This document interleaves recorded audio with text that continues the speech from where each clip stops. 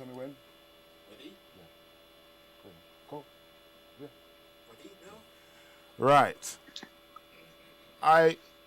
Wagwan. Well, go on, cuzzy, what's going on? Wagwan caramel girl. You know how I get excited, man. Every time I come on, I hear Bless's voice. Yeah, I'm ready for this. I'm ready to take on. Really?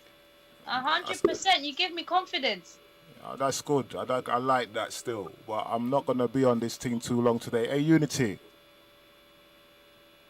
Yeah, She's gone somewhere. But how long yeah, have we got tonight? You got 2 hours. I've got 2 hours. But you're going to be on and off, yeah? Why? I wasn't even going to be on it. I was going to let you do what you do. And if you need me, I'll be there. You understand? But No, I appreciate that. I appreciate that. It's for you to run the thing, innit? No, I've got you, man. You got me? I got you. You see that? Solid. Don't tell the man them that still, you know.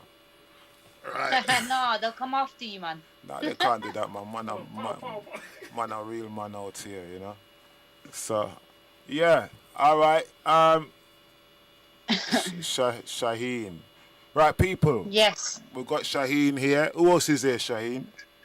We've got Yasmin as our co-host tonight, and she's got such a story to tell. I tell you, tonight's show is going to be something else. It's going to be phenomenal. But the main subject that we will be discussing, first of all, want to introduce who we are. So it's Unitify, and I'm your host, Shaheen. And we have Yasmin, and the main subject that we're going to be highlighting is why brown people do not like to support each other. Why brown people always try to break each other down rather than boost each other's confidence. So that is the main subject. But we're going to hear about Yasmin's story. And mind you, she is somebody that I've been speaking to for a couple of months now. And with what she's been through, I tell you this, my darling, she's got such a strong head on her shoulders right now. All I can say, her journey is just phenomenal and inspiring to many young ladies out there who can and will change their lives around. So we are on live today with Bless Radio. We've got our host Unitify, we've got Yasmin, and we've got Bless himself. If there is any questions, please give us a call on 079 444 31366. That's 079 444 31366. So Yasmin, hi. I can't see you, Yasmin. Yasmin wants to stay unidentified, if that's okay. Yeah, but we're the only ones that can see her anyway. Nobody else can't see her. She doesn't want to. She doesn't want to. She's a gorgeous woman, I'm not going to lie, but she just doesn't want to. Okay. All right. No problem. Bless me cool with that? All right, cool. Yeah, I ain't got no choice, innit? Or she's going to slap me, innit? Yeah, big backhander, man. Come on, we don't like slapping our elders. Come on now. There you go.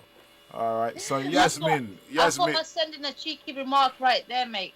All right, then, well, Shaheen, your platform, you taught the thing. You know what I mean? I'm not going to really get involved in this one unless you say something against the man them. Then I'll have to come in and deal with the case, you know. No.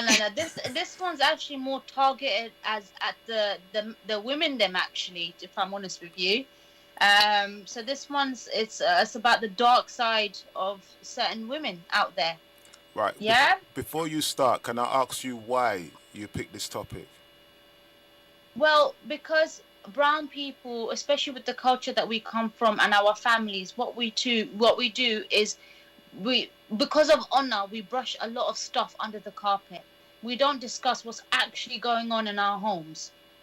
And when we do talk about it, it's a stigma. You let the family down, you put our business out there, and then what we'll do is go through a lot of abuse alone, and these people, these predators, walking around freely. And it's time that we change that. It's time that we say this is wrong. It's time that we say, you know what, you need to learn how to support each other instead of breaking the person down and saying, you know what, we're not allowed to talk about it because it's okay to talk about it. Okay. Well said. Yeah, well I agree said. on that. All right then. Yeah, Bless? Yeah, cool. I just needed to know why you're doing it, and I think everybody else needed to know why you're doing it too.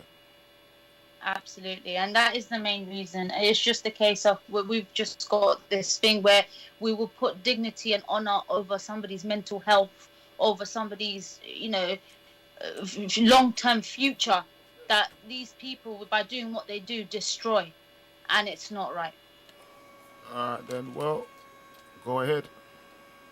All right, perfect. So Yasmin, hello, welcome on board onto Bless Radio alongside Unitify. This is who we are, and your host Shaheen. So hopefully you feel comfortable. Talk to me about you, Yasmin. Who is Yasmin? It's taken me a very, very long time to work out who I actually am. Because of some of the challenges I faced and struggles I went to. Identity issues. But yeah, I got there in the end after many years. When I was younger, I was like a happy little jolly kid. And how old are we talking? What sort of age? Probably really young when I was born, because I remember things from when I was probably about 2 or 3. Yeah. Crazy that my memory goes back that far. Yeah. So them times were kind of good and jolly and everything good. You remember little things. When you look at photos, you just remember moments, relapses, things like that. But from the age of 5, I was abused. It was over a stupid thing as well, but I don't think it was intended to go that way. So the person themselves was quite young. Okay, so how old are we talking in terms of this person? And this was a female, is that correct? This was not a male, this was a female doing this to you? This was a female, yeah, this was a female. All right. At that time, I did not know the age. Later on, in years later, I worked out the age from calculation from when that person got married. Okay. Because they got married when I was turning 16, sort of. So that's when I realised their age difference. So I'm assuming there was between 12 and 14. And you were only 5? I was 5, yeah.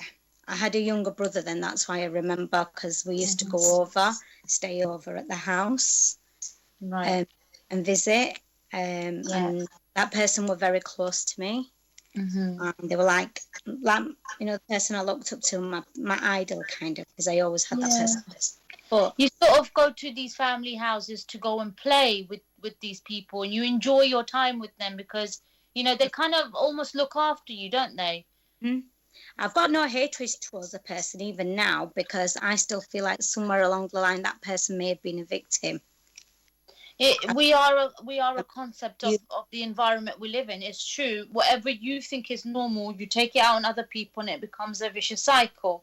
And then you think it's normal. You do not. God forbid that you would, but you think this is what playing is, right? You thought this was playing. Well, at that time, no, it wasn't. It wasn't really relevant to playing, because how it worked out was they had something, and something along the lines, I've kind of ruined that something that were precious of theirs. And they kind of told me off for that. Then later on, I walked in on another occurrence where they had my siblings in a room, like one of my siblings and a cousin, and they were like taunting. This person wasn't involved in that. They were just joking around and trying to make them to kiss. So when they were trying to make them to kiss, I actually forgot this moment at that time. I remembered later that moment that I remembered that. And they told her to shut me up, that they had to do something to me to shut me up, so I don't say anything to anybody. And that's when the incident occurred. I stayed the night. We had an elder that slept in the same room. They were fast asleep, and then secretly this was going on, secret whispers, right? You do this, and then this is how you're going to do this. And they physically showed me what to do and the process, and then I had to do that to them physically. And again, this is females, yeah? It was a female, one female, yeah. Okay, right. So you know what the sad thing about this is, like, I love and respect you so much, because you've turned around and said that you don't blame these people because you don't know what, now that you're older and you understand, you don't know what they have seen for them to be triggered to be doing what they're doing. Is that right? Correct, yeah. And you've forgiven them. I have forgiven them. I forgive her a long time ago. Yeah. And have you spoken to? I actually said it to her on the wedding day. Yeah. They did. Well, that's a very big thing of you, because I know a lot of people that would not forgive them. You know, it's very, very courageous of you, because this is obviously it's taunted you till this day, right? Yeah, it played a big impact in my childhood, how I reframed friendships, how I would play with people. It affected not just my childhood, some of my siblings' childhood, because I walked in on my siblings and they was playing, you know, my cousin siblings, they were playing together. And then when I caught them, me and the girl, we spoke, and we were still young. We were still like nearly 5, 6 when we caught that. And we told each other, so she goes, oh, so-and-so taught me this, and we have to keep it a secret, it's a game. And then I was like, do you know what? So-and-so taught me this, and it's a secret, and it's a game. And from there, we started playing mummies and daddies together. We just thought it was the norm.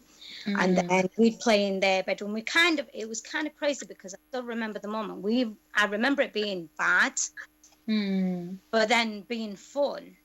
I don't remember it being bad as in a bad that is not, you're not allowed. Yeah, but what you're supposed to know at the age of 5? Yeah. You don't know. What were you supposed to know at the age of 5? That what is happening is abuse. Yeah. But the thing is, it kind of impacted us, because mine was more physical. Theirs were just like playing, and you know, kids play, they kiss each other. That's just simple stuff, right? But mine was more intimate. So as we grew older, the matter of concern could be serious. As we all, you know, even a couple of the younger ones that caught us playing, or I want to play, and we were like, no, you can't play, and then we let them play, because it was like we were still kids, and they were like, what, a year or 2 younger than us. So then they got involved in the game. And then when we used to stay at each other's houses, oh, I want you to stay at my house, I'm feeling a bit stressed, I've had a bad day. And, you know, kids have a bad day, you know, their bad day is like, my mum shouted at me, you know, and they won't be comfortable. They don't literally say, I'm having a bad day. Yeah. Just, I want to play that game, you know. And we kind of used it as a coping mechanism. And the only reason I got the wake-up call that we were using it as a coping mechanism, I knew I was using it as a coping mechanism, but the only reason I realised one of my cousins was when her baby sister passed away, and I had to be the elder one soldiering on. And that person was grieving, and they wanted to play the game with me. And I says, look, because we had like, it weren't like every day we're doing this, you know, with time scales apart from each other for months or years and things like that. So as you get older, you know, you think the game's over now. Yeah. But that person, they were younger, they wanted to play it, they were stressed out, you know, they were grieving. I says to them, this isn't the time for you. You're going to thank me when you're older. I know you're not going to think of it now, but you're going to thank me when you're older. I can't do this, because I had a lot of guilt, because I started to understand at that point.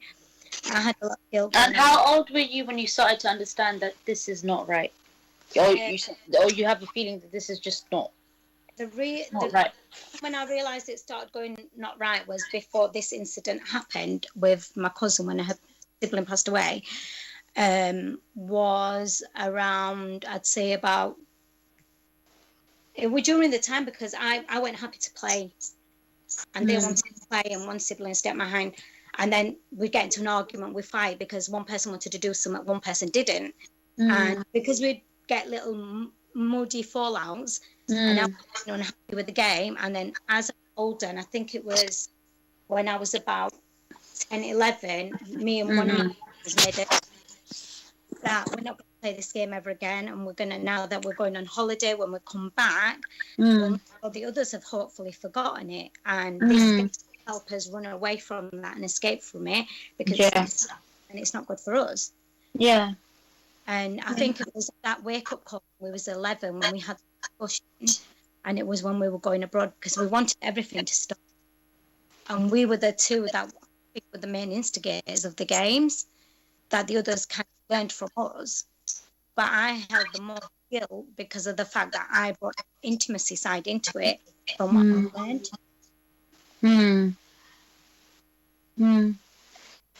No, and so now I talk about it. Define it some more.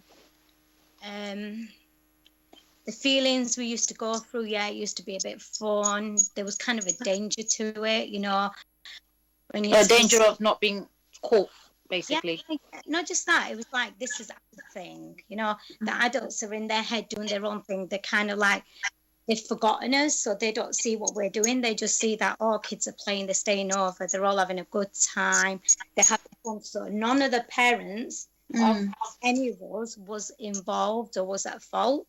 So I don't blame any of the parents. Yeah, the parents were distracted with. Yes, but you have to see it like this. Like, this is just me being, let's just say, the devil's advocate.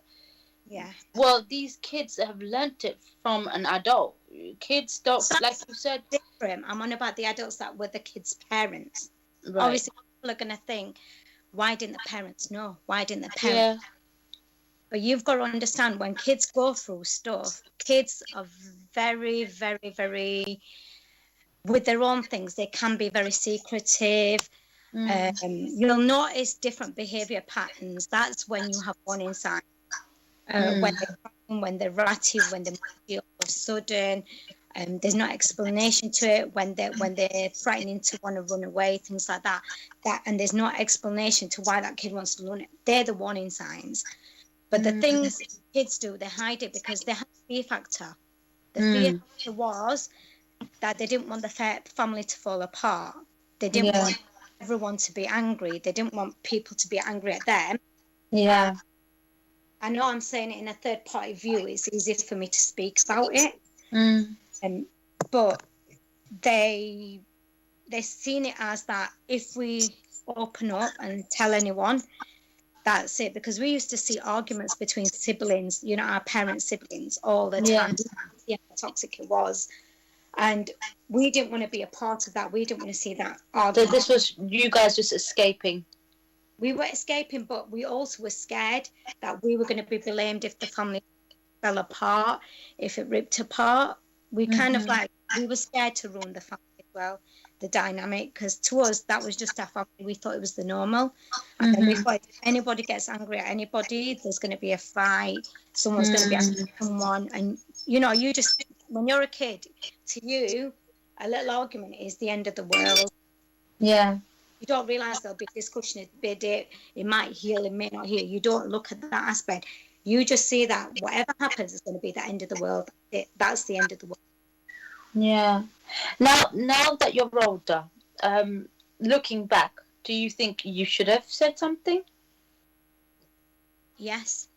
One of my cousins did try to say something. Yeah. And were they dismissed? She was dismissed. By the adults? Well, not by her. Well, it was kind of weird because she was crying out. While I was abroad, something happened. Yeah. Heard with, the girl that went abroad with her sister. Yeah. I'm listening. Sorry, I'm listening. Some of the cousins and some other cousins got involved in this that we wasn't aware of. Yeah.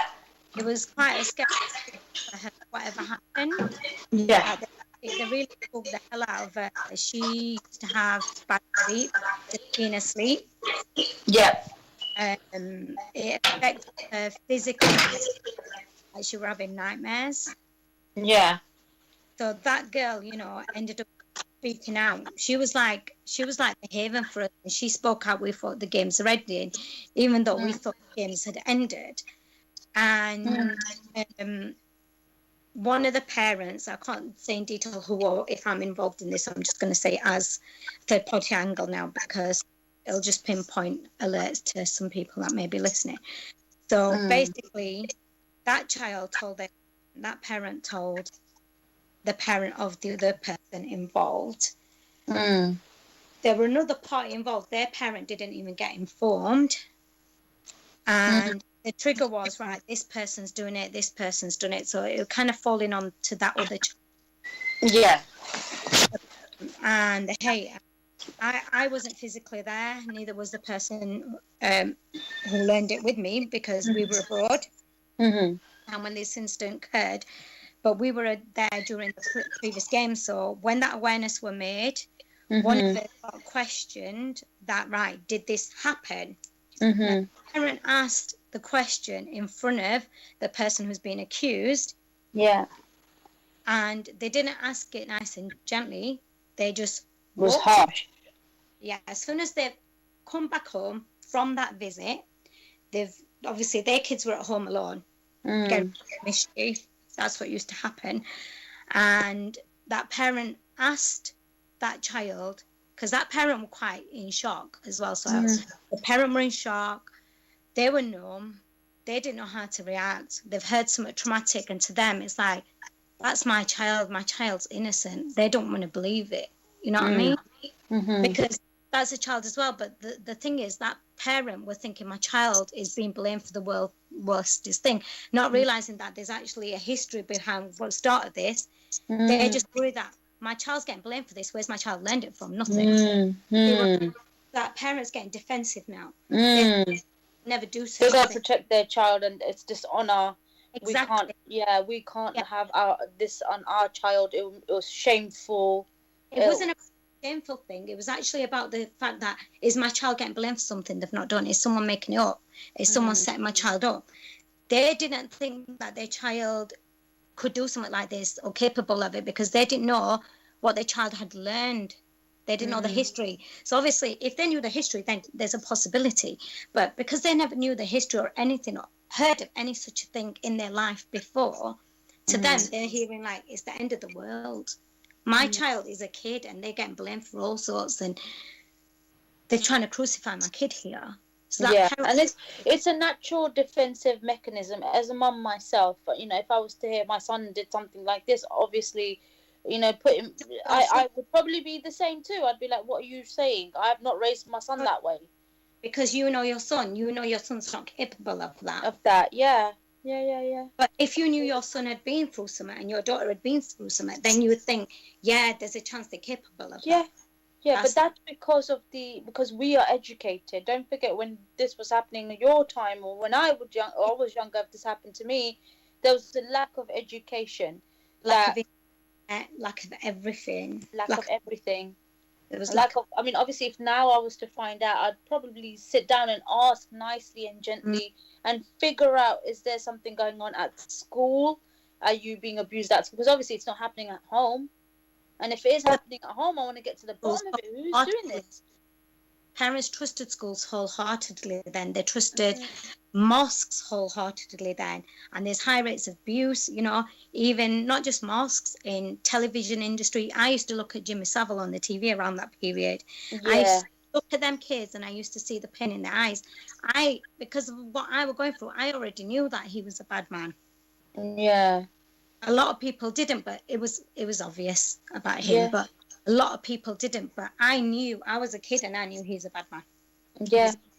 And what was it, since we're on the subject, what was it that you saw that flicked or clicked something where you felt like this guy's not a nice guy? Jimmy Savile. Yeah, well, Jimmy Savile. I used to watch his shows. I used to love it. I used to think it was funny. But the things that used to make me cringe was when he used to sit on the sofa in his shorts. He used to sit on the sofa in his shorts, and those shorts used to be really skimpy ones, not shorts up to your knees. These were tight ones. They weren't tight. They weren't like sports ones or swimming trunks. They were loose, but they used to be right up. Like you have Y-front short knickers, pants, but they're short design for women now. Like the new fashion trend. Well, his shorts used to look like that, and I remember he always used to have blue shorts. I don't know why. I remember the blue colour to him, and he had this sofa, and he used to get the kids to sit on the sofa and lean. So he used to have his legs straight, and the kids, he'd want them to lean on him. Now, any TV show, anywhere, even a stranger, even my parent would think, why is my daughter leaning on a random man like that? Or my son leaning, it's cringeworthy. It is. Used to look numb. They used to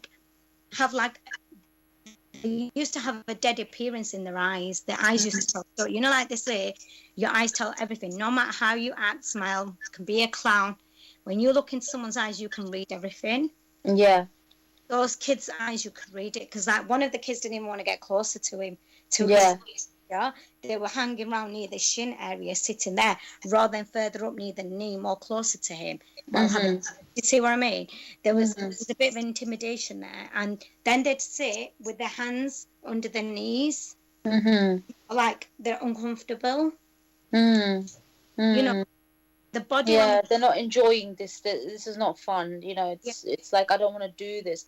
And I'll tell you a little story of I can relate here because I don't want to say who exactly, but there was one person that when a parent or an older person grabs you or holds you and it gives you a cuddle, you feel safe. You know, as a kid, you feel safe. Or this is nice. But there was one person that would stroke my back, but it was in such a way, like it would stroke my back all the way to my bum cheeks, and it just did not sit right.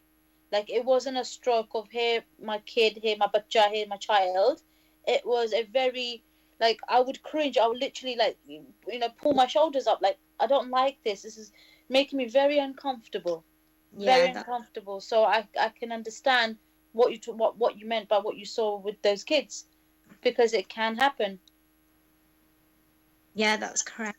Can happen. And the thing is, when you're having that intimidation and that feeling, you don't know it's intimidation and feeling. All you're feeling is just going through you. It's like a cold sensation going through your bone. It's really cringe. Cringe is the perfect word for it. Like when you just cringe, like this is disgusting. Do you remember, like, sometimes when you've sat in a cold house and you just sat there and it's massive space, and then you'll just feel a shiver. A shiver. Yeah. And you feel like there's something just tingling you, like there's someone there, like a ghost or something. Yeah. If that's the case. Yeah. Is that creepy feeling? Right. It goes through you, you know, it makes you, No, I completely understand. And then, like, in terms of how did you guys stop this, what you guys were doing? How did it come to an end? I think it's when that girl spoke out. Okay. That one girl, she spoke out, and I think that was like the final straw, because it was like, come out to the parents looked really angry, and the parents, after that conversation anyway, the parents, because they were very, very close parents with each other, they used to still keep their relationship and visit each other, but I can imagine deep down the parents had hurt and hate secretly for each other. Yeah. Because their child's being through something, they believe in their child and they're thinking that child's evil, and you've not done something. So undercover, sorry, I can't put this phone on silent, it has an automatic. No, it's fine. Anyway, so that parent underlining, even now sometimes they used to drop hints to me, I'll always believe my kids, like a dig. Yeah. Because I feel like, but the thing is, this is what people need to understand. Everyone is to blame. Whoever participated is to blame, not just one child. Exactly. And not just them, whoever kept quiet, if you were aware of it, because the parents later, rather than doing something about it officially or taking the kids to counselling and then getting the truth out that way, they started to play revenge tactics. Define, like what? Planting seeds in their kids' head. If anyone's harmed you, I want you to do this. If anyone harm you, I want you to do that. And those siblings that I used to be close to, we played the games with, they used to drop hints that, oh, you didn't play this game with me and you did this to me and I'm still angry with you about that. And you know what? My dad told me to do this. Follow that person. Go to their school. Do this, do that, do this and do that. And it became malicious. Did it become malicious? It kind of framed that kid malicious just for that part. And some of the kids did become malicious and toxic and play games like that. Now, don't forget, this is now impacted to who they've become today as individuals. I always run topics and subjects about... to a extent, but we live separately now. And I look at some of them and they're living their life. They've got their kids. We're not close anymore, but they're good parents. I'm not going to say that that person's evil now, even though they had an evil tendency with certain revenge tactics that they did to me. And they'd play games with other people and they did things because they were blaming me for a lot of it. And yeah, I understand you look at someone to blame. I was still a kid. You was a kid, didn't understand that boundary, Yeah, I didn't reveal to you where I learned it from. One person did know, yet they play these games. And the worst thing was, we used to go to the parents, and one parent will say to that sibling, their own kid, and they'll say, "Oh, I like her. She's so good. I wish she was like her." And then my mum would say to me about one of my cousins, "Oh, I wish she was like her." No, And they, this is so bad. yeah, that is a bad thing to do, because then that were making us hate each other even more. So Yeah. then we were twisting and playing that I don't like her because look, they don't know. And then they'll drop hints that, oh, you don't really know her. And then sometimes they used to make lies up and say to the parent, or to their own parent, oh, so and so's doing this and they like this. And then that parent will tell that parent. And then rather than question, they'll accuse an argument, and then that child will become disruptive. Absolutely. And it would make and just to highlight on this, right, this is what needs to stop comparing your children to another cousin, because when you're in the circle, you sit there and you think, well, you have no idea what this person's all about, because you're kids and you know exactly what this person's like, you know, and sitting there comparing. I've been a victim of that growing up as a child. I wish you was like her, I wish you were like her. And you're like, you know what, you have no idea half the things these girls are doing. You have no idea. You trust me, you do not wish I was like her. You're very lucky that I am the way I am. And explaining that in the brown culture to brown families, to brown mothers, to brown parents, it is a struggle. It's a big struggle. Honestly, and not only that, you knock down so many children's confidence like this. You know, you break them. You break them because you'll never be good enough. That is so true. Yeah, and but that's one of the fear I have of having kids in the future. And that's one of the reasons why I've kind of like not even had kids, because it scares me that if people are playing revenge with me, they're going to try and do the same to them. And that's the thing about, you know, this goes back to the subject that we had. Like, this is why brown people, rather than supporting and helping each other, they tear each other down. They break each other down. And it has a huge impact in the future of yourself, myself, Unitify, you know, many people out there. Because it really does break, you know, it mentally messes you apart. I think, Shaheen, you know what I think, yeah? That we've got this issue in a lot of the communities, not just the Asians. But the funny thing is, we're quite okay and happy to deal with other people and not be with our own. Sometimes that can be quite good as well. There's nothing wrong in that, because that's probably telling us, okay, you know what, we can adapt and accept and be with other people. But the sad part is, we do not pull each other up. We're always negative towards our own. And this is something that we can only change. We have to make the change. Like they say, you know, they're not going to do it. First, second, third generation gone. They didn't do it. Something was wrong with them. And they're implicated into their second generation. And third, I'm hoping is going to change. Like yourself and, you know, many others will just put a new narrative to the whole thing. It is difficult. It's a very sensitive thing, because, you know, most of the women from the Asian community are so hurt by their male counterparts, to the point, right? Not just them, but families and, you know, close relatives. We get the end of the stick, don't we? Really, we get thrown out more. The women are bad. They're the worst. Doesn't matter what they do. It doesn't look good. And it's Jewish cultures have the same boundaries. Christians, even Jamaicans, Africans, everyone, they have that same boundary, because it's like a domination and control. Keep all in. Yeah, but that's the thing, that this is the thing about, you know, communities that need to stop brushing stuff and letting bad behavior be, you know, like literally hidden. And I'm going to be honest here, because my mother, if you sat with her, and first of all, I'm very distant with her. I don't talk to her. We're very far away. But she's one of the biggest racist person you'll meet on the world. And then and she will put down other communities, but then she feels superior amongst her own. She acts like, yeah, I'm the one, you know. And then you've got a person like that. So she's not happy with helping her own, but yet she wants to be in a position with her own people in such a way she feels like, I'm the best, right? And then she's the first one to criticize other people. That's one person you got there. Yeah. No. It's what message And you know how deep that is, isn't it, Shane? Because we're not allowed that to say bad things about a parent, you know we're that? not allowed to. Yeah. We're not allowed to. But there are women out there are, and I'm sorry, people with authority, especially parents, and uncles, and you know that kind of people who have got a huge authority over their child, they are quite dangerous, really. Aren't they, Shane? Because they control that child, and then when that child Yeah, they can really lie. Yeah. they puppeteer it. They don't realise that, that child's yours until it's old enough to think for itself, and then it belongs to God. Just like you didn't have that. Let them go, because a child can only fully think and make selective decisions if it's freely given the option to do so. Same at home, teach a child how to think for itself, like give it options. Don't say, do you want this? Give it an option, say, how do you feel with this or that? How do you feel with this? I think we narrow it down to just the lack of understanding each other. We are so selfish, human beings. Not just brown, black, white. We're selfish. It's me, I.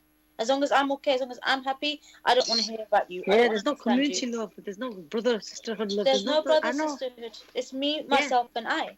Yeah, my neighbour passed away when I was living in this other area, and I'm not going to say this right. She was 3 doors away. We didn't even know she passed away. The ambulance came and took her away, and I was thinking, oh my God, is that how bad it's come to, that you don't even know what's happening in your next door neighbours? Yeah. No, nobody likes to talk about it either. Nobody wants to talk about it. Nobody wants to acknowledge it. It's really, really sad. But anyway, Yasmin, back to your story. So, healing. How did you heal from this? I heal. Well, I didn't really heal. I was kind of zoned out my whole childhood. Yeah. I was zoned out most of my life. The only thing that I had a feeling of was I used to feel like I wished I was dead all the way through my childhood. So you were suicidal? I don't even know if it's called suicidal, because I was dead. I was dead. I didn't know how to feel. I was like acting all the time. And then one of the cousins, she looked at me and she goes, you always copy everything. But it's because I didn't know how to do it. So I used to copy. So if I saw her doing something, I used to copy it to make myself feel normal, feel awake. Yeah. And she thought, sorry, you broke up there. Yasmin, you broke up. She thought it was strange. She didn't. Obviously, she's a kid. I'm a kid, so obviously she didn't intentionally mean to say it out loud. Oh, that's weird. To tell friends, and they'd think I'm weird. And I felt like an outcast. And then grew up in a white area. Yeah. So I was kind of blessed with that, because the nursery I went to, the school, that's where I felt loved. The kids didn't see me any different, so I felt safe with those people. I went to high school with those same people. There was like one Pakistani girl, me, another black boy, all the rest were English. They didn't even know when I wore clothes. They didn't even know. Do you felt that those racists were less judgmental towards you? They were racist, them kids. Them kids were racist. We didn't know any different. When we looked at each other, we saw no different. This is what was strange.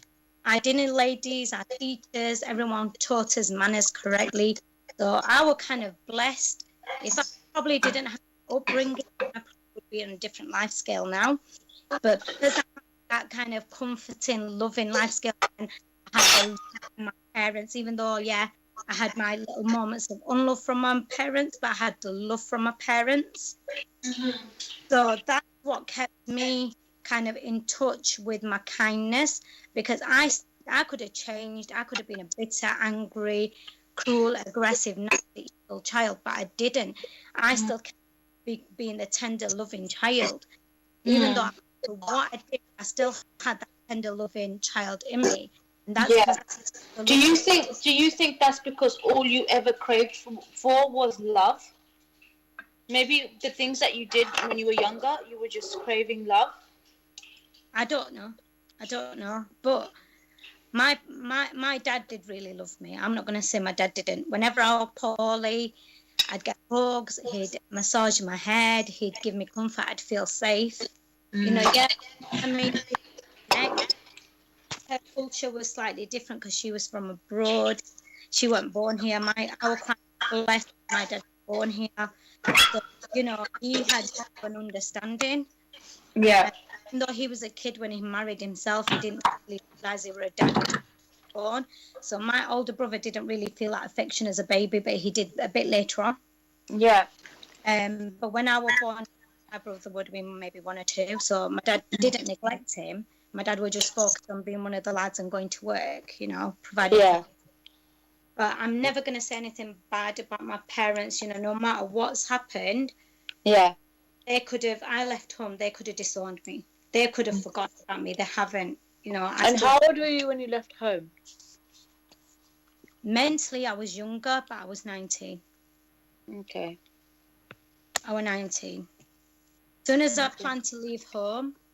What, did you get married or you just left? I just left. I wasn't over a guy either. Mm-hmm. My uncle, I used to go through some crazy phases when people used to pass away. I used to have these crazy connections, and I was confused with that as well. So obviously, being a kid, having these crazy connections when people die, as well as everything else you're going through, it's a very scary experience. And then, you know, you've moved to an Asian area, you don't belong, you feel like a mixed race person when you're not, because you can't connect. Yeah. It's like you've grown up with English people, so you've got to know with them, and then when the Asians see that, like, that's not normal behaviour, and then you're called all sorts of insults because you're doing things that they would do. And my friendship was innocent. We didn't even know what a hell boyfriend girlfriend was, and we're like teenagers, you know. We knew what it was, but we like used to laugh at that. We thought it was dumb and stupid. Yeah. We were all kind of, I'd say, mentally young in that aspect of relationship. And then these other kids came to my school, and it was like, you're like this, you're like that. Yeah. And then the girls of their crowd started hanging around with me. Yeah. Get bullied. They used to get attacked on their bus journey home because they used to have a private bus to get them back to their house. And they got harassed just for being my friend. But do you know what? I'm kind of blessed. They still stayed my friends. They did. They still stayed my friends no matter what they went through. They still stayed my friends. So that was like first ever proper Asian friends as being someone I could, like, you know, relate to. I didn't tell them about my inner stuff. Yeah, of course. Because it was embarrassing for me. It was humiliating, you know, talking about stuff like that. You're going to look like the weirdest family, you know, Jekyll and Hyde. Yeah, of course. They'll call you dirty names, derogatory names like hillbillies and inbreeds and all of that, you know. They just won't understand it. Well, at that time, they wouldn't understand it. Obviously, it's a completely different situation now when you explain it. The biggest thing in them days, they used to find the funniest thing to bully you with, you know. And I used to use humour. I grew up on, like, Only Fools and Horses, Stepped on Son, Young Ones, you know, that jokey banter humour, you know, I grew up on that. So whenever I used to get myself in awkward situations, school of fights, I used to use dumb humour. Jokey insults in the funniest way, and I used to get out of so much trouble. I got out of fights because I was too scared to say no, I don't want to fight, but I got out of fights by saying a stupid insult. Yeah. So, you know, I would do you think at one point in your high school time you may have been a mean girl? Were you ever a mean girl? I was mean to those that were really mean to others, to bullies. Right. I was mean to bullies. I did have a vicious tongue. And I learned this as a kid. That's a woman thing. We have it till this day. You know, we've got a very vicious tongue. Yeah, I learned that if I used my words in such a way, and I used to tell my cousin this because I goes, you know, you can do this as well. If you use your words in such a way, you can hurt someone, that they're going to always think about them words that you've said to them. And when they think about them words, it's going to stick to them for the rest of their life, because people used to do it to me. And because I felt it, I realised that pattern of behaviour, and then I utilised it as a skill of my weapon to protect me. When I used to be, like, when I got really angry and evil, my words, you know, I used joke and humor, but obviously I knew that personal question, why did they say that? It's actually stuck to me now. Was there a reason behind it? Did you think that even though you laughed it off, you'd go home and think about it over and over again, like it was repetitive? Because I was one of those good kids. I wasn't an evil, nasty person. Right. I used to feel guilt for everything I did. I used to suffer with guilt. Yeah. And kind of like used to punish myself. Yeah. So as a child, I used to punish myself with guilt. And with the guilt and the punishment, I started to look for ways to self-harm. Okay. And for ways where no one would see where the self-harm is and how they'd notice it. And I wanted to feel the pain because I was, like I told you, I was feeling dead inside. Yeah. And I needed to feel alive. Somebody's just asked a question, actually. It's just come up on my messages. Self-harm in what sense? Self-harm in... Ooh, quite deep, this, because I don't really talk about this. Do you feel okay talking about it? Yeah, I think I should. Okay.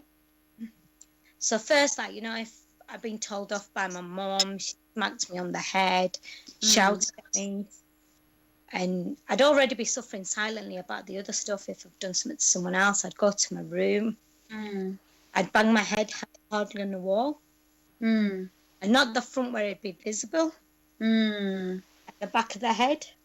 Right. I'd whack my elbows. Wow.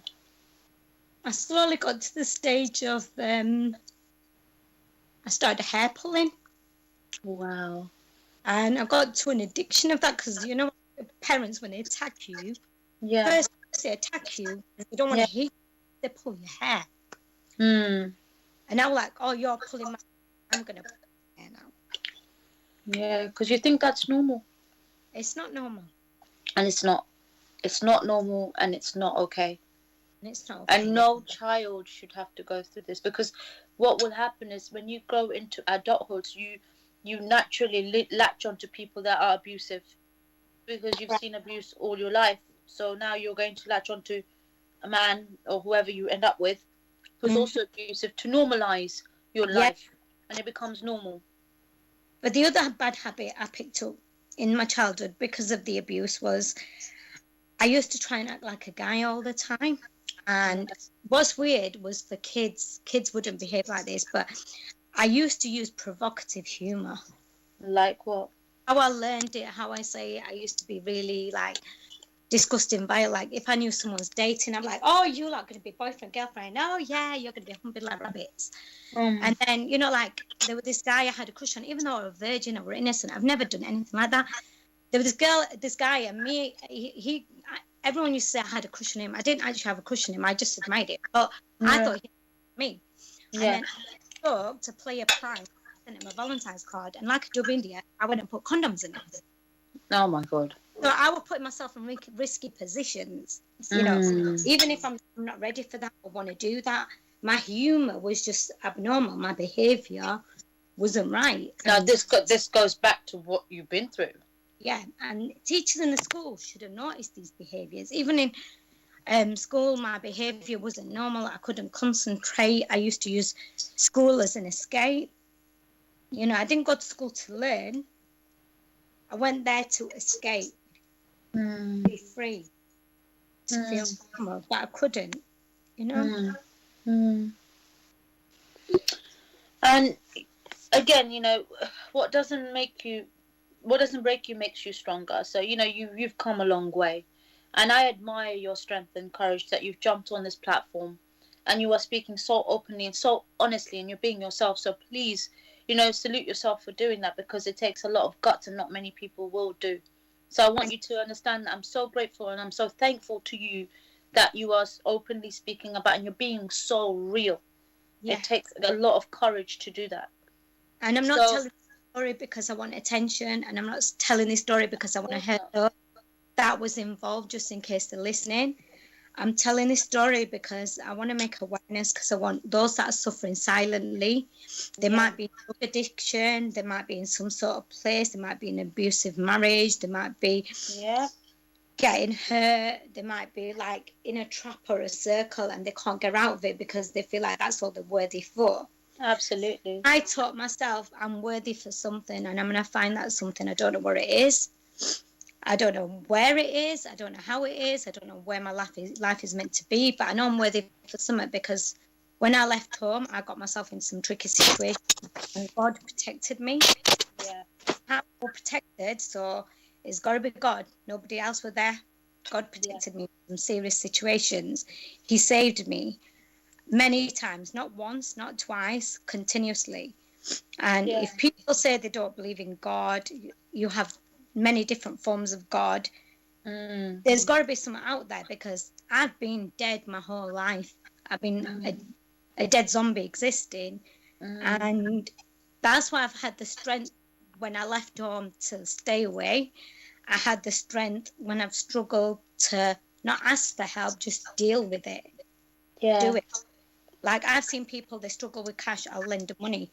But I can never go to someone and say, can you lend me this? But I know if I help someone, because if there's anyone who were in my sisters or anyone's situation, they needed that help, I always pray that someone help them the same. And we need more people like this. We need more people like you, because you know how it feels. You know, some people would have used their past, whatever, to become very, like you said, very bitter, very mean, very malicious, very horrible. And you have every right to. Not saying it's okay, but the fact that you've spun it around and said, you know what, I know how it feels, and I didn't like it, so I'm going to make sure that I don't take it out on anybody else. So inspiring. So inspiring. But anyway, guys, I just wanted to, again, if this subject is hitting home and you have any questions and you want to jump online and speak to us, so please give us a call on Bless Radio. Your host Shaheen on Unitify. Give us a call on 079 444 31366. That's 079 444 31366. If there's anything you want to add, if you can relate, it may not be today, it may be later on, but we are here and we do have people like Yasmin who are, who will help and support and understand without judging you, without prejudice, So anyway, Yasmin, where do you stand? Obviously, we've done the high school. You've left home now at 19. Where did life take you from there? Right, so my journey to leave home was a bit of a crazy one, because I put myself in a vulnerable position. Like I said, God saved me.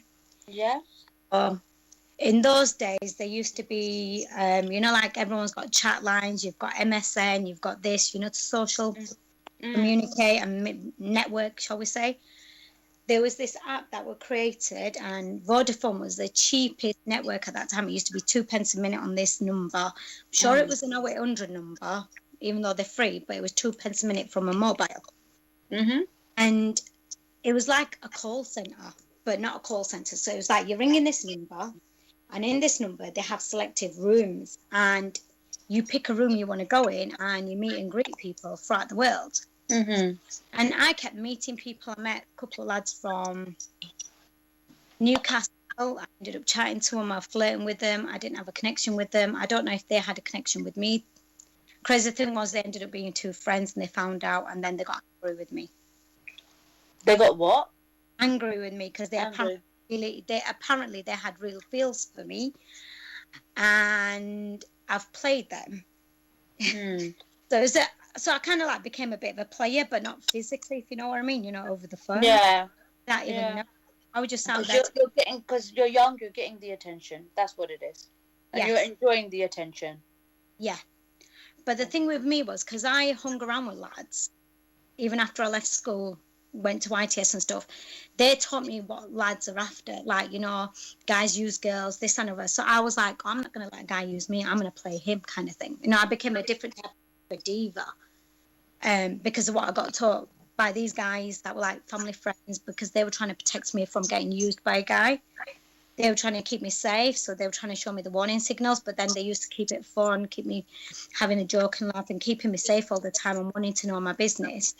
And I'm kind of thankful I had that friendship because it did save me from a lot of the stuff. Yeah. There was a lot of stuff that happened where, you know, like I said, toxic revenge gameplays that were done on me from my cousins. Yeah. Where they set me up with a guy. And Yeah. I was talking to the guy for a while, got to know him, met him up, and then they'd sit there, laugh, have a mother's meeting about it, discuss me and the guy together, and the guy discussing everything with them, with my cousins, and laughing about me. But I didn't know this happened then. I found out about this after I left home. Because when I left home, this other girl left home, and she was like, "Oh, you're all right, you." And then she started revealing to me. And sometimes I feel like we're meant to meet her because it was meant to be another revenge ploy. Yeah. She was one of the girls that used to play a lot of games with me. They used to prank my family home, threats, because when I used to go onto that chat line, they used to make it out as though there were people from that chat line. They know what I've been doing. They live around my house. They know where I live. They were really malicious. But you only became so vulnerable because, again, you've had a traumatic past. So I'm not making excuses and I'm not justifying it. But this is what you needed to go through to understand your journey. You know? So that's why I want whoever we're reaching out to, whoever's listening tonight, if you've been through whatever Yasmin's been through, and I can share fragments of it too, I'll be a liar not to. I need you to understand, do not blame yourself. You know, do not blame yourself because we are unfortunately a product of the environment we grew up in. And it's up to us as we age to change that. Are we going to be creating the same vicious circle all over again? Or are we going to break free and learn from this wasn't right? But again, you know, from everything that you've said up until the age of 19, 20, or however age you are at this point of the story you're talking about, you're still very young. Yeah. You're naive, you're young. Mentally young for my age. Like, when I was 19, I didn't look like a 19-year-old. So really, a lot of the guys wouldn't really like me and fancy me. It was the younger ones that used to come after me. But I wasn't into boys. I wasn't into boyfriends because I had too much going on. It was just a laugh and a joke. And I was mentally a lot younger. I didn't really know. I didn't know how to get from a destination to destination. You know, I knew how to get to the city centre, but if I had to go somewhere else, I wouldn't know how to work it out. So where were you living at this point? Like, you've left home. Who were you living with? I actually met some lads on that chat line. Yeah. I used to tell them what's going on, and they were very comforting. They were from London, and they said if ever you're in danger, just let us know.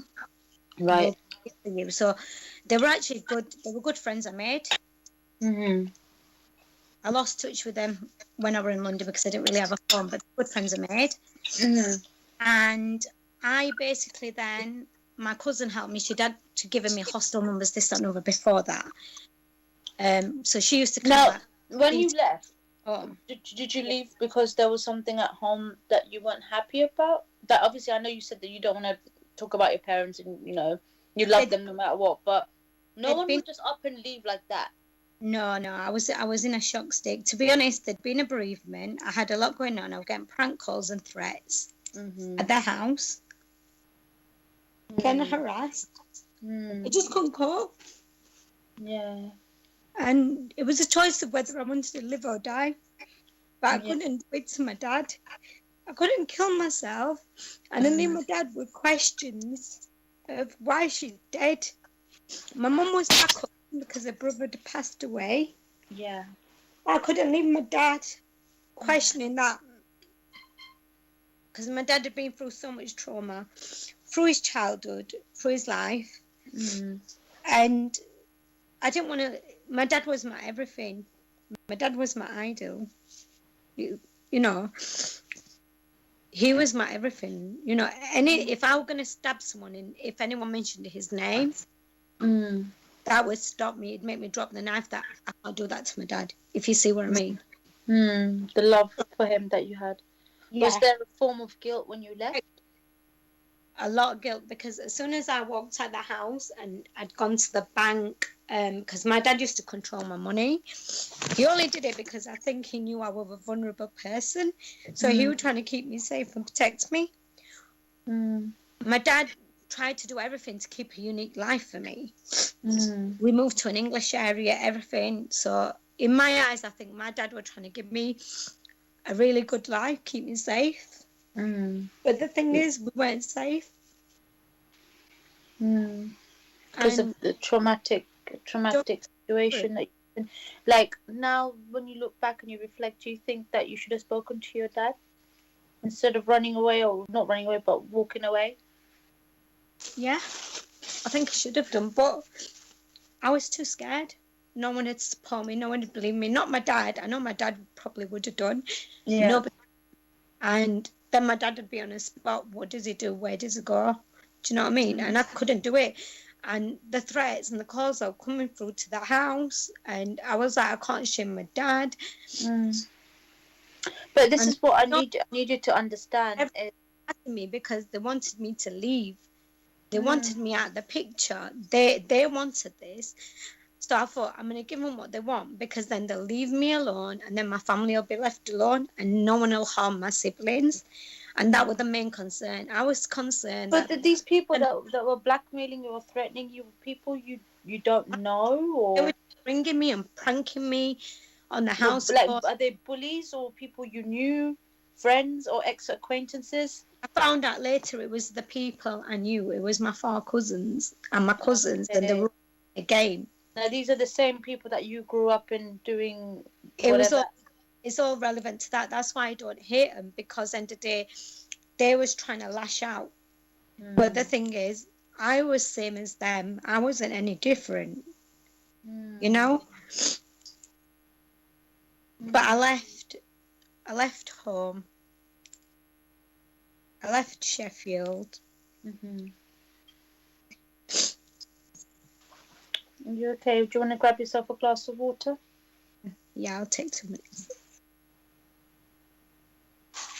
Right, guys, you know, this is a very, very deep subject, as I mentioned before. Thank you for tuning in onto Blessed Radio. Your host, Shaheen, with Unicify, of course. So, guys, I've given you the number, and I'll give you the number again. Please give us a call on 079 444 079 444 If there's any questions, you know, drop us a text message if you don't want to come on the phone.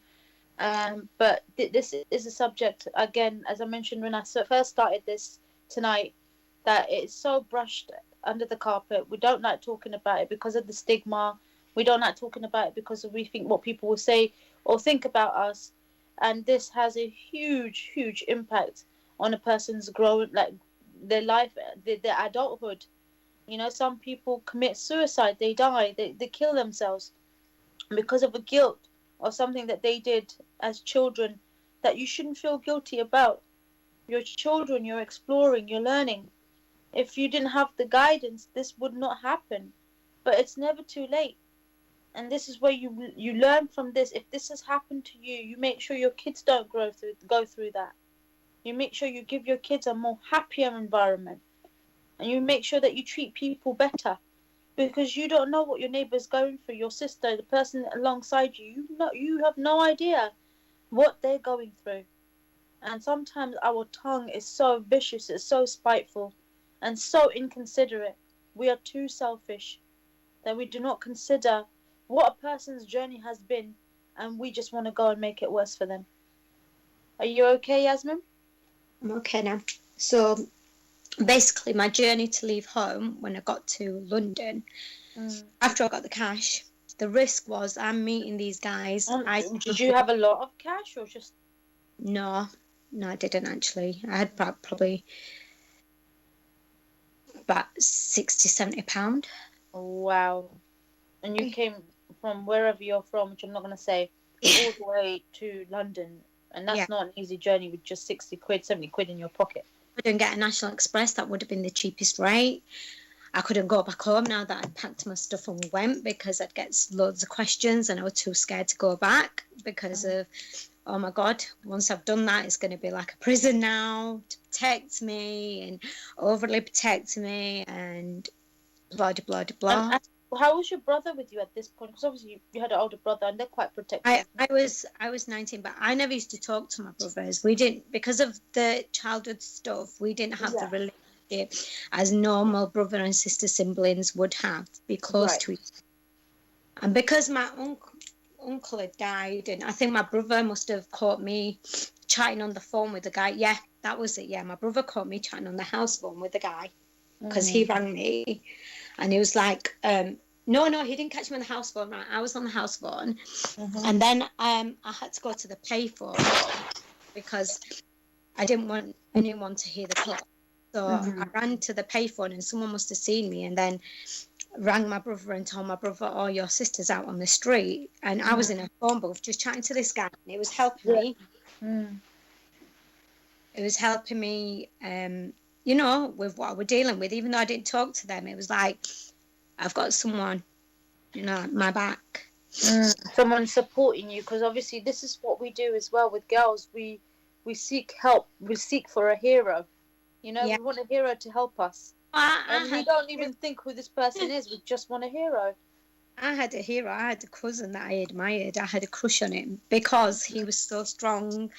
He was always kind and caring to me. I kind of like freakily stalked him. It's kind of crazy. But I were a messed up kid. A messed up kid does dumb things because they want that person's attention. And then, you know, they want that person to rescue them. But yeah, I did that with one of my older cousins who were male because I was kind of like in with male cousins because they knew my dad, close with my dad. So they always used to like, they always knew I was the best, you know, good kid. And they always used to look out for me if they spotted me anywhere doing anything out of order. They'd approach me and say, oh, what are you doing here? Come on, let me give you a lift. And they had that relationship with me. None of my other cousins had that because my dad hung around with them cousins, you see. Their dads didn't. So they didn't really have that bond that I did. But I still couldn't tell them about all this stuff, you know. Yeah. And how could you? Why would you? Yeah. So basically, because the worst thing is being a girl telling your dad or your brothers, oh my God, this is what's going on. Like, how can you? They would not understand. Yeah. They would not understand. And this goes for black communities as well. Brothers are so protective and so defensive. They will literally, it's all about honor again. And nothing about understanding and being there and helping, which is quite sad. Yeah.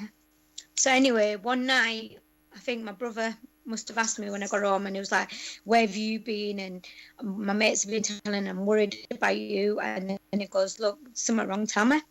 And it's the first time he hugged me like a brother. Yeah. But it freaked me out because of all that childhood stuff. It freaked me out. And I didn't like it. And I didn't feel comfortable with it. Yeah. It probably freaked me out. And I was like, I can't think like this. My head's messed. Yeah. Yeah. Go on, carry on, babe. The interesting thing was me meeting up with two lads that I've only been talking onto a phone. I've never physically met. I don't even know what they look like. They never knew what I looked like. Yeah. We were just strangers and we're meeting up.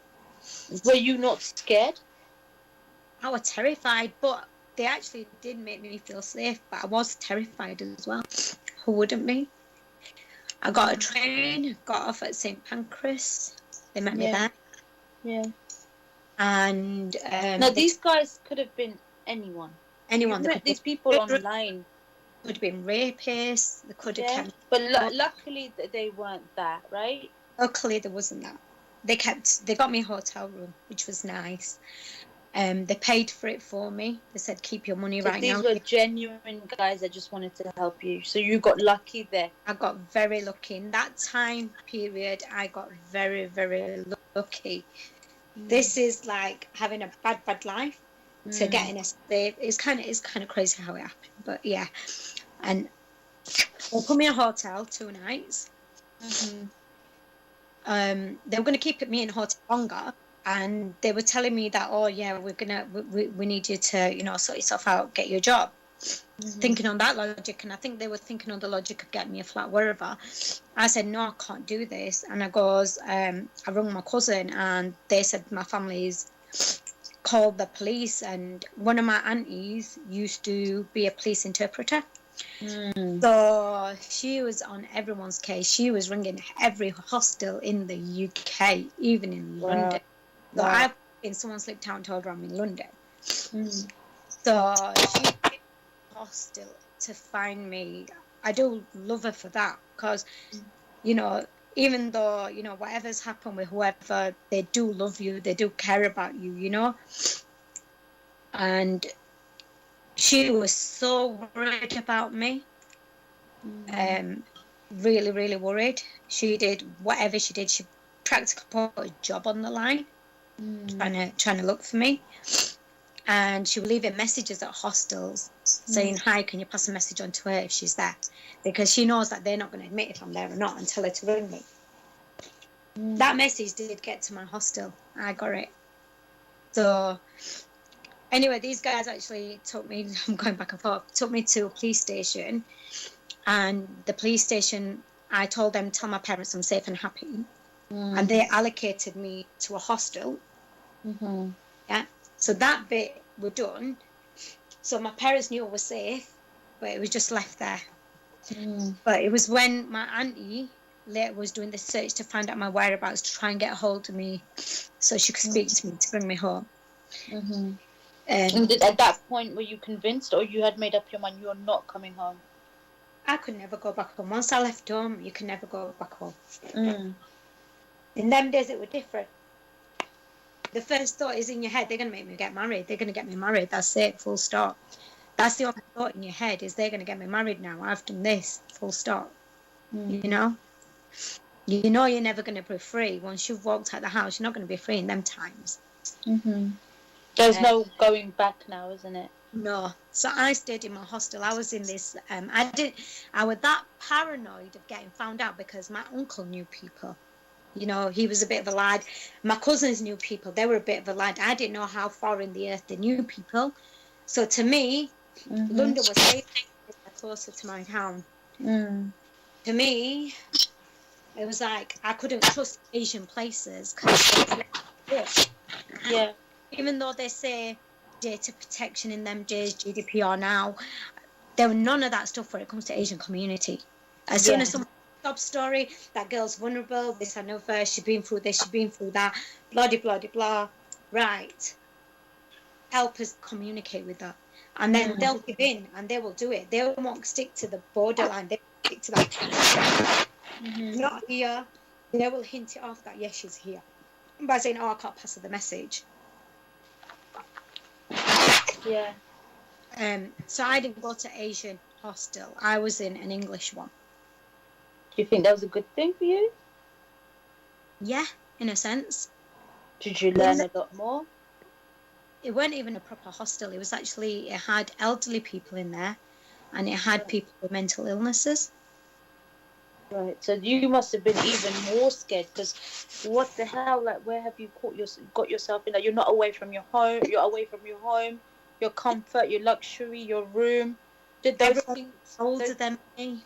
Yeah, it was crazy, but I kept myself to myself, so it didn't really bother me. I shared a room with this Asian woman, and before I knew she had mental illness, she was like really flamboyant. She was Pakistani, but very posh. All her family, her children were in Canada, and oh my God, she was just so lovely. She was like, you can use my makeup. I've got a massive makeup basket. I'll buy it here, there. So one day I'm borrowing a makeup, dolling myself up, and she's like, who are you going to meet? And I weren't going to meet a guy. I was just trying to make myself fancy. And then there's this shop I've made a friend in. It was an internet cafe that used to do telephone calls. And that guy made me a CV, made me various CVs in different ways. One of them sounded like I was taking the job on a date. I'm chatting the job up, which made me laugh. But he made me 3 CVs to try and help me get into employment in London. It was kind of him. And I was kind of blessed because I kept meeting people like that. Even though I met some weird people, I was meeting some nice people. And that But woman, these are all experiences, though, aren't they? yeah, they're all experiences, but it was giving me the wake up call that yeah, there's bad people out there, but do you know what? There's good people out there. That's what kept reminding me that there's good people out there. You know, one thing I admire so much is that regardless of what, you know, you're going through a very traumatic experience here, you've come out of your comfort zone, you've still remained positive. How do you remain so positive?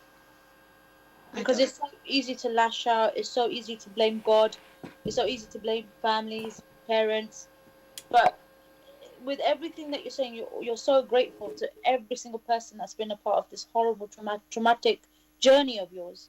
It's because it's made me who I am. It's made me stronger. Were you this positive then, or is it something recently?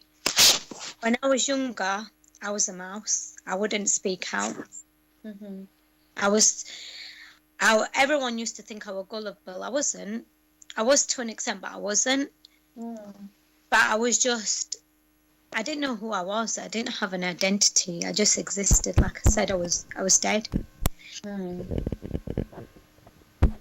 And after time, you know, when I lived in London and I seen how people communicate, I seen how people actually see me for me. They didn't know the past. They didn't know anything. They didn't hate me. They weren't out to get me. It was just simple. Hi, you all right? Wow, you look so bonny. Hi, you know, let me help you get back on your track. Oh, you've run away? I love your accent. You know, they're the type of comments I was getting all the time. It was always positive, positive, positive. In London, I dressed like a scrub, right? And No, yet, hopeless. fashion I like your fashion. You should be a fashion designer. And it was really, really out of the box. So compliments, impression. None of these people was a sexual contact relationship. They were just borderline, like just generally nice people. Trying to help you. I had that in my whole life. You know, even when I was working in my job, the job that I walked when I left home, there were a guy who had like an amputated arm, and just because I'd be friendly to him, it was like a leeway to make a move on me. You know, it was sleazy. The guy in the other room, he even told me that there were a girl, Asian girl, last time, and she ran away, and he was sleeping with her, and he was trying to move that line with me. And I didn't like it. And I was like, I'm working with these people, but how do I get out of this situation? You know, I've not done anything with him, but it's cringeworthy. So I used to try and avoid him. But then I didn't want to look like a bitch in the office. And I was, you know, I was mentally a kid still. And it was just crazy. It was just the energy that I was receiving over there wasn't the right energy I needed. But when I got to London, the energy I was receiving saved me. Yeah, because in London, let's just, you know, I don't know how long you lived in London, but one thing I've spoken to people with what I do with my TikToks, that's how you've met me, right? The amount of slander and hate I get are always from people from like Bradford or up north that are not used to seeing women who are independent, who are strong, you know, who kind of stand up on their own feet and don't need to take their clothes off to seek a man's attention. And they tend to, like, I just feel like people in London are a little bit more accepting than the sleazeballs you get up from where you're from, you know? Because they're modern. Yeah. I went there, even though I didn't have revealing clothes, I had like a t-shirt on and like, you know, sort of, what did they used to call them now? Combat type of trousers on. Usually guys see an Asian girl like that, all right, she's game for it, you know? Yeah, she's asking for it, yeah. But over there, because they're used to the progressed fashion, no one blinked an eye at me in that sense. You know, they just thought, oh, like, she's quite trendy, her, wow, you know? And then I've never felt that sort of experience before from people. Felt like people like me, people actually like me. They've seen me, and then I'm like, but who am I? So as I'm working with them, I'm just having a laugh and a joke, trying to be this me, because I haven't got anything restricting me. I haven't got anything making me remember the badness, even though it's still there. I've not got that in my content, so I'm able to be a different me. Yeah. And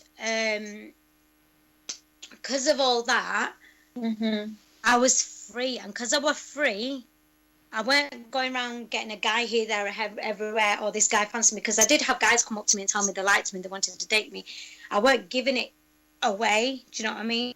I was playing hard to get. I was flirtatious charm. But once I left home to that period, I could have gone down that route. I had raging hormones. I had this conflict of interest of childhood sexual behaviour from a young age that I were aware of, you know. I could have gone down that route, but I didn't, because I was buzzed off the fact that people like me. They like me. I don't have to give anything. They like me, you know. And, yeah, that's true. And I learned that other behaviour, to not give yourself away to guys, from my friends. You know, the guys, men are just going to use you. They'll thingy you. They'll give you a drink. If they give you gifts, they want something in return. 100%. Like grooming. So they kind of programmed me, and if I didn't receive that at that time, it's like this was my story meant to be, because the way the behaviour pattern of my journey went, it was like that's how it was, you know. I was programmed to be safe, and then I was out in the world in the danger, but I was already programmed to be safe. And it's weird how my journey pattern went, which actually helped me kind of survive. And I made friends. Yeah, someone had a crush on me. He was going out of his way. I didn't know at first. He took me out to a bar, wanted me to meet me there. I missed that bar because on the journey to the bar, I bumped into this guy. And this guy's like, oh, well, you show me directions. I'm like, I'm not from here. And then he quickly grabbed me, squeezed me. And when he squeezed me and he let go, and I didn't notice anything else, and then I had like stuff on me. So, because I felt dirty, I went home. I was in shock. I was numb. And then the next day I went to see that guy at the shop, and he was upset with me because of what happened. He was like, you didn't show up. This is, how could you do that to me? You know, I'm your friend. I've been there for you. You know, I was just taking you out for a drink. We were meeting and you didn't show up. And he was very heartbroken and upset because he thought I was playing games. So when I told him the story of what happened in my journey, he then like, we'll go out again tonight, and I'm going to take you out. I'll meet you and we'll go together. And he was like, oh, I'm sorry, London is a bit like that. I thought you was aware of that. And I goes, no. I goes, this guy just asked me a question. Next minute he squeezed me tight. And then I don't know what happened. I didn't even expect it. Just at this moment. It was the creepy. So there is like creepy stuff that happened in London. Because you're by yourself. Like you're literally by yourself. And you don't know. You've come from a place where they don't. It's not like that. So like I told you, that situation could have even been worse. Like I went through so many situations where I feel like God saved me, because it was just that I wasn't attacked, I wasn't raped, I wasn't dumped in a gutter, I wasn't murdered. I was that could have been that situation. It could have easily. You're by yourself. You're vulnerable. You've had a traumatic, but because that's the thing about predators out there, you know. What they do is they target women who are vulnerable in a position like yourself, alone, weak, not mentally there, you know. So, they walking dizzily on the street, and now she looks like she's not from here. You know, she looks like the unknown. She's not. I mean, they can tell who's from London and who's not, who's an outsider. Yeah. Your demeanour, your body language. Things like that. And I knew which destination I was travelling. I was trying to travel to Leicester Square, and I knew the shortcuts because I was blessed to meet some nice homeless people. And they were homeless because their identification, they didn't have it, so they couldn't get into hostels. And they showed me how to get to location on foot without using the subs or the tubes or the buses. And there were safe routes as well, you know, via Scotland Yard, towards Hyde Park, towards Piccadilly, then towards Scotland, you know, to Leicester Square that way. They showed me all the shortcuts, the safest routes. And it was a blessing in disguise that these like little angels came into my life at the right time. This is why I've still got my kindness, because those people were suffering. They're living on the streets. They're then going to like a walk-in hostel to have a shower in the morning, get clean, put some fresh clean clothes on, because they'll give them their dirty clothes and they'll get them clean for them, and then they're back on the streets looking like normal people trying to get a job. And seeing their inspiration, it rubbed off on me. That's why I feel like, you know, sometimes when you go around certain people, they may be going through a bad time, or they may be going through good time, but that impact, what they're suffering, good or bad, is helping you see your journey through their experiences. Yeah. Also, you're seeing their struggles and journeys through their eyes, so you're able to be more empathetic. So you're not going to be nasty to people because you don't know what their journeys are. Yeah, 100%. So, you know, it's coming to nearly a time where we're literally running out of time, even though the subject is really long time now. Which chapter do you want to go on to now? Well, do you know what it is? I think I might need to bring you back on for a part 2 because, you know, it's such a deep story and it's such a relatable story, I reckon, as well. You know, and one thing I'm so impressed about you're Muslim, aren't you, right? Muslim. Yeah. And the fact that you're such an open Muslim, and only because of the fact that you've been through all of this, that's made you a modern Muslim, not an open Muslim, sorry, a modern Muslim, a more understanding one. You know, you can relate to the younger generation a lot more and a lot more solid, because obviously this is what I'm saying. Like, even though your experience has been so traumatic, and may nobody go through all of that, God forbid, it's made you such a relaxed and down-to-earth human being that we Asian people don't have enough of. We brown people don't have enough of people who have used their experiences to better themselves. So, you know, just to, others. yeah, and just to sum it all up now, like, where are you now? Where do you stand? At this moment in time, I'm a single, independent woman. I'm not bothered if I'm in a relationship or not. I'm actually. Have you tried? Did the relationship ever work for you? I've had loads of relationships. There's a massive chapter there. There's a really massive chapter there. Good bits and bad bits. But a massive chapter. That's a different story altogether. Yeah. But those people, you know, my past where I had the bad times, past couple of years, I reconnected with them to make peace because, like I said, I was getting games and stuff played with me even now. And, you know, it's the not knowing who. Is it the original people? Because are they making friends with my enemies and trying to attack me that way, utilizing them? Or is it actually my past that's hunting me as well? And is it one of those things that my life, my energy is the type of person that if I hurt someone, that hurt is going to come back and torture me?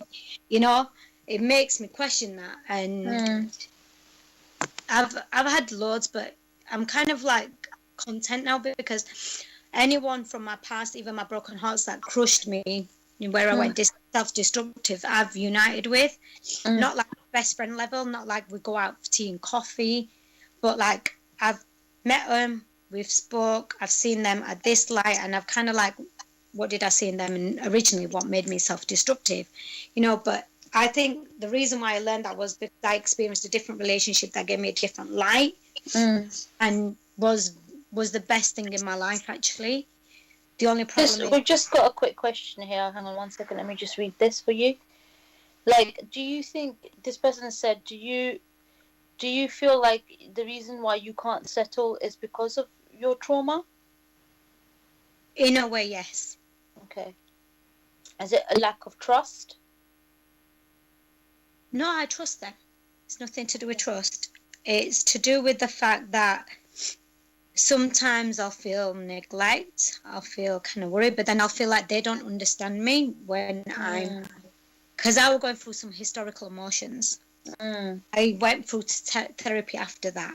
So there's the therapy I went through after that, I kind of like started to relate to myself, and then those relationships I were in, I didn't connect to them anymore.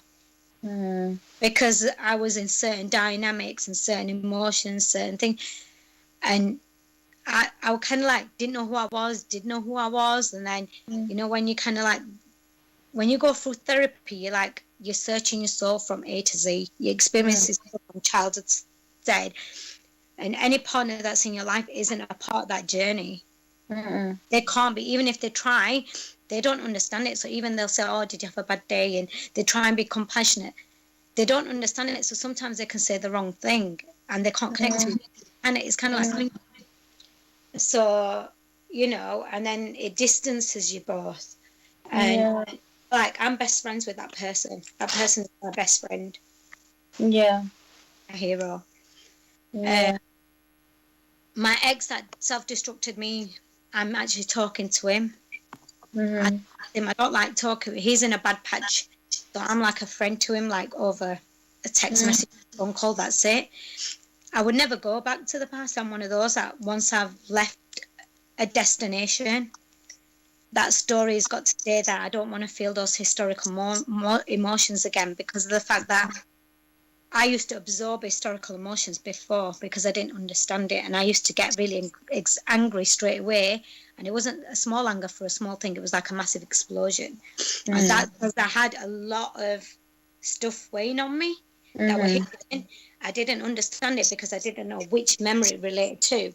So the type of therapy I went through, I went from years and years worth of different therapies. They didn't work. I went to this specialist one, catered towards child abuse. They worked with me on and off for years and years and years. And I started to kind of like, I don't know if they planned it or how it worked, but I started to like relive moments of my childhood, physically, visually, in a dream. And I'd wake up and I'd either be awake and have that dream, or I'd be asleep and have that dream. And now I'm actually that little kid there again. I'll give you a moment which isn't to do with abuse, but it's to do with when I was 2 years old, which will remind you why I remember so well I was 2 years old, because I had that historical emotion attached to me, but not memory. So when I was going through this rigmarole from abuse, this memory took me back, and I'm sleeping, and in my sleep I just start crying like that little 2-year-old kid. And I had this little bear, and my brother, he come back from Pakistan with my mom, and it was soon after that, and that bear was my bear from all the period while my mum were away. My brother snatched that bear, and even though he's a kid, it wasn't a malicious thing, it's just an innocent child thing. That bear to me, that bear's died. Emotion, that traumatic event, that pain stuck with me my whole childhood, my whole upgrowing life. And even listening to you right now, listening to everything that you've said so far, Yasmin, you were just somebody who is, and who still is, obviously you're soul searching, which is understandable, but you're just seeking love. Yeah. And it's unfortunate you found it at the wrong places. Yeah. You know, and that's why you do have a story to tell, because, you know, listening to you just makes me I understood you before anyway. I just understand you even more now. Because when we first revealed so much, did I? I didn't tell you much. I just said, oh, I know life. You know life, yeah. You know life, and you're somebody who should write a book about it, because... I want someone else to write my book for me. I'll struggle to write it. I'll probably mundane it. It's like a spaghetti junction in my brain with all that past. You know, you've been through a lot, and it's inspiring, because there are many girls like this. Again, most girls just turn psycho and crazy. You know, you turned it around. Turned it around. I've had people that have known certain stories, not the full story, and they say to me, you're still living in the past. And I'm like, I'm not living in the past. I can't let go. You forgive, and throughout the whole conversation, all I keep hearing is you've forgiven everybody. I've got no anger towards nobody for anything now. But have you got any resentment towards yourself or anger towards yourself? No, nothing. Have you forgiven yourself? Yes, 100%. I don't know why this history just won't go, and there must be a purpose behind it. Because it's not an easy thing to forget. Yeah, but how can I still remember something from 2 years old? And this isn't me having therapy now. I had therapy around, when was my therapy going on for this specialist therapy? It was around, I'd say about 2000 and probably 11 onwards it maybe started, the special therapy with the special counselling place. And it probably ended a few years back. But I used to just go sit there, waffle. I'd go up there booking for a massage therapy. You know, they'd give you like proper therapies to de-stress you because they know how traumatic it is.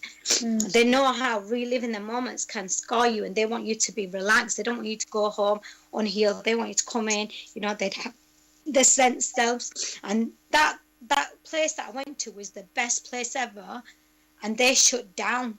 They shut down, and because they shut down, it was quite heartbreaking for me. I didn't even want to contact them again because I knew they were shutting down, because I didn't want them to shut down. And it's because the lottery didn't fund them, and I wish they had, because a lot of people from different areas and different cities were traveling all the way to get that specialist treatment from there. And I'm not being funny, it was the best treatment and it worked. I went counselling every other place, nothing worked. I talked and I felt like an idiot, and I talked and I'm like, I'm just reliving it and it's not doing anything for me, and it was making me angry. But this place, it did something different to me, and I don't know how they did it, but they did. They really did. They had abuse being counsellors. They had people who understood it, people who were a part of it, and they weren't telling you their story. They were listening. And then just asking you questions, why you think what you think. So whenever I used to be paranoid, why you think what thing. They knew how to say what to say, when to say it. They even used to say to me, when you come in, you don't have to talk about that. If you want to talk about normal stuff, talk about normal stuff. They gave me the freedom. They didn't, like, I've got a time scale.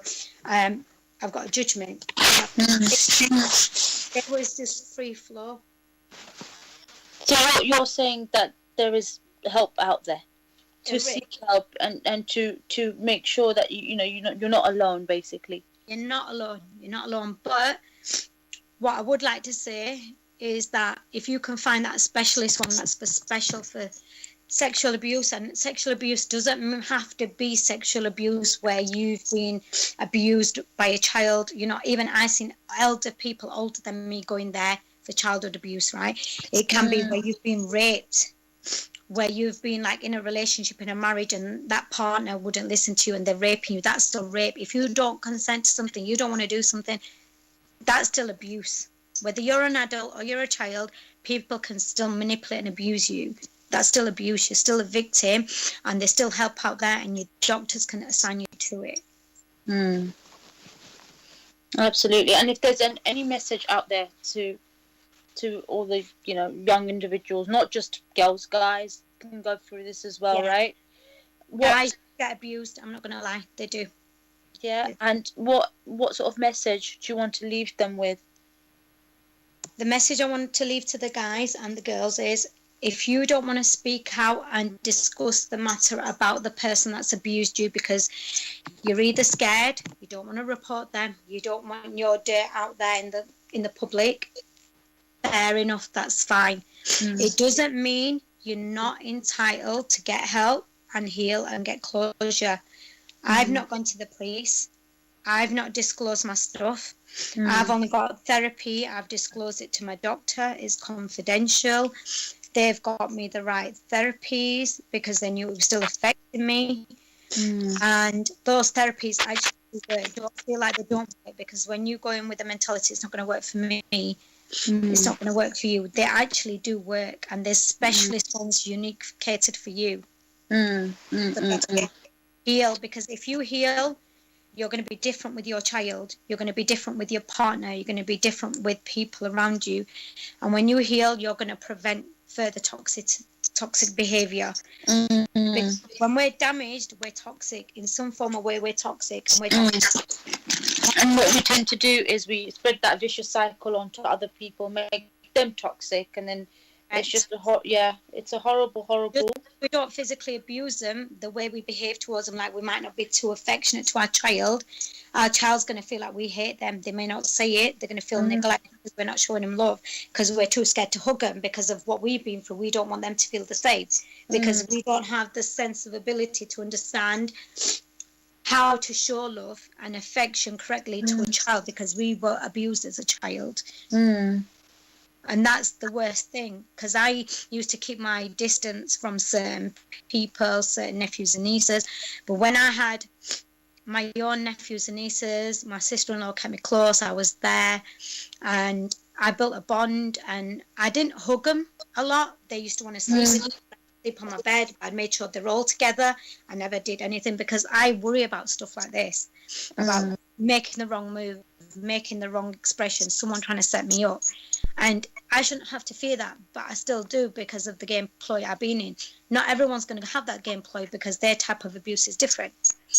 But the thing I would say is that teach kids, young boys or girls, give them equal right to speak to you, chat to you. Like my nephew used to feel like he was locked away because there's two girls dominant. So I used to say, whenever you want to speak to me, say, puppy, it's important. I need to speak to you. And I'll say to your sister, look, I'm having an important conversation with your brother. Let me focus. And then he's getting the full quality of care. He's not going to feel neglected. He's not going to feel idle. No, completely understand that. Well, you know what? It's such, again, you know, today, usually I love to talk, you know, I love to talk over people. I love to make a joke and banter around. But this subject is so deep that I thought the best thing that I can do is let you speak, because again, there are, what you spoke about, probably 1 in 10 girls, or maybe even 20, 25 brown girls, or even black girls will openly admit that this has happened. You know, A lot more won't even admit it. They're too embarrassed. Too embarrassed, exactly. Not that they're embarrassed. I mean, usually we always talk about bad marriages and men abusing women, etc., etc. This subject is so deep because I have a child and I love children, and I am so against sexual abuse towards children. So against it. So, and this just shows, this is your journey from what age you are now, that how sexual abuse has affected you till this day, even though you've turned it around. But that is the main root. And how can you forget? It's not an incident that you can just click your finger and act like it was a dream, because it wasn't. It must haunt you, and I can understand, it must haunt you every single day, if that. I don't And no, used to haunt me. Now I don't let it haunt me. well, Only recent thing that haunted me was I seen on, you know, like people put gadgety rubbers promotion. Or the 80s, does anyone remember this? And I seen that and I got intrigued and I researched that rubber, the one that caused the start of the trauma. The value of it was £1. And that was only like about 3-4 weeks ago. That just came up to me, it crept up on me, and it that I had to investigate it. And I had to be nosy. And then I'm like, just for £1, the whole of my life changed. But in a sense now, after I've had my little tease about it, I'm kind of glad because I'm a different person. Yeah, I'm scared to have kids because I don't know how I'm going to be a parent towards them, because I might be overwhelming and overprotective. And then I'm scared of other comebacks, and I'm scared of loads of stuff. But I'm great with kids. I'm great with young people. You know, I've helped at youth clubs and they approach me when they need help, support, and I've helped them get the right support and mechanism in the right way. I've done safeguarding for that to make sure them kids are right. And I tell kids, if you're ever in any sort of struggle, don't be shy, contact me, tell me, because they need someone to be their mouse. Sometimes Absolutely. No, I understand and hear everything that you're saying, and your work is remarkable. Well done. Keep up the good stuff that you do with the kids. Keep up the good stuff that you do with the youth. They need it. Again, it takes a lot of courage and guts to admit this, and sometimes the biggest form of recovery is to admit that there was a problem. All right, ladies. Hi. Hi. How you doing? I'm good, thank you. How are you? Yeah, I'm just listening, man. I was waiting for you to call me, but you never called me, so I just make you just go on, innit? Sorry, bless. Sorry. You just left me out there. How could you do that to me? It got me, man. It got me. All right. To your friend, yeah. Hi. How you doing? Hi. Good, thank you. How you doing? All right. I'm your brethren. Yeah. I am your brother. Don't worry about that. But what I'm going to tell you is this, yeah. Something that some people should take on board. Sometimes we go through things in life, yeah, for a reason. Sometimes they're bad, but when we do go through them and we overcome them, when we overcome them, it actually makes us qualified to help other people going through that.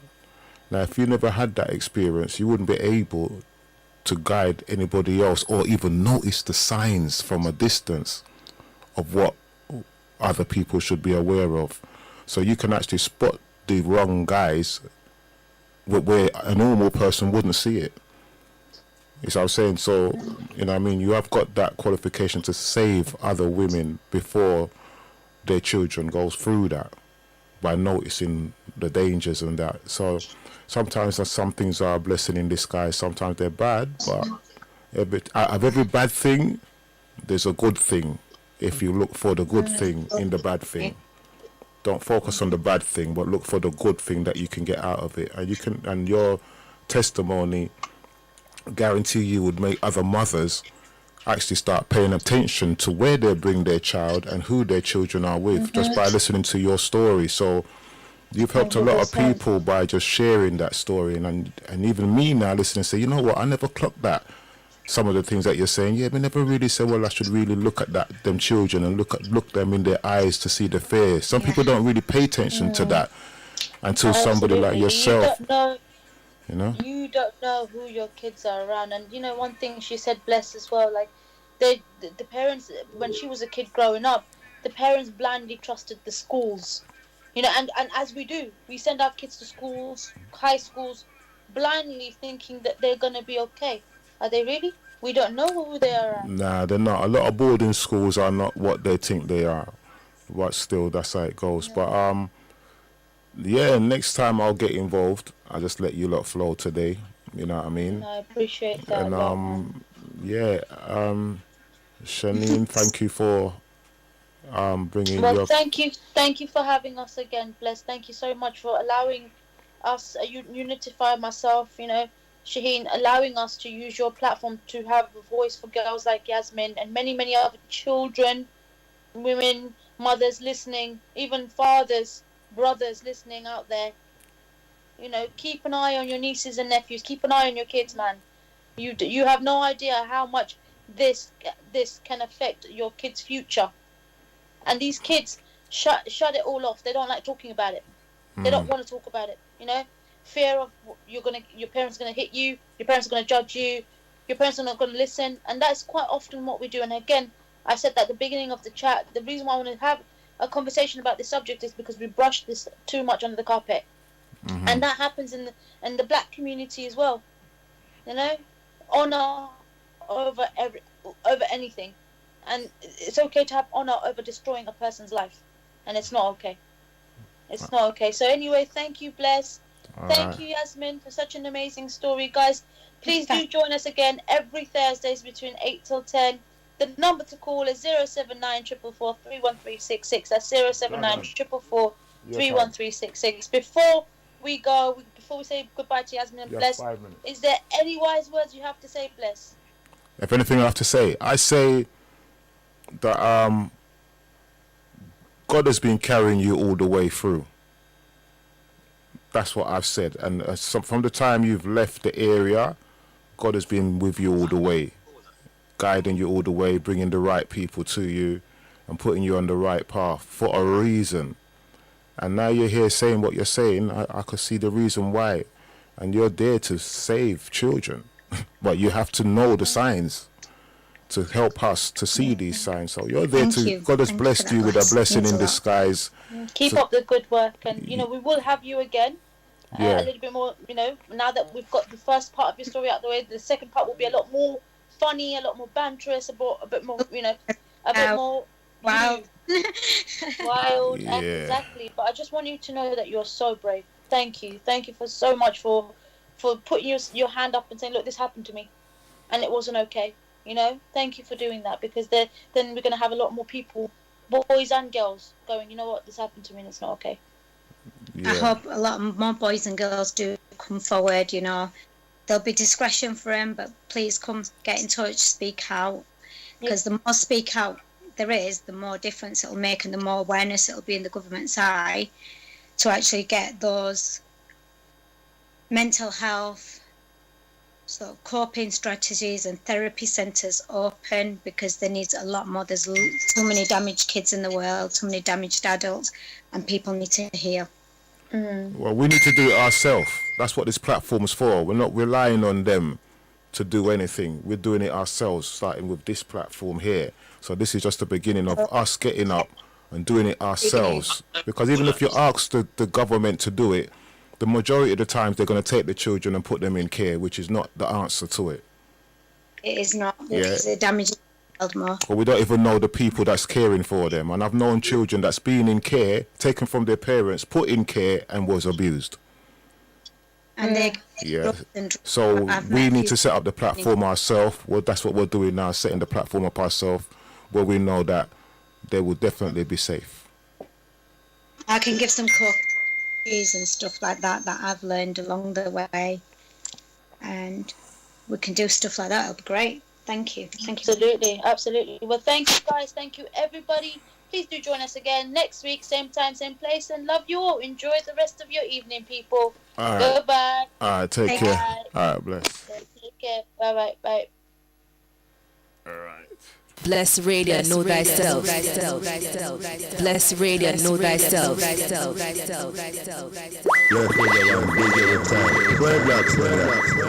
thyself.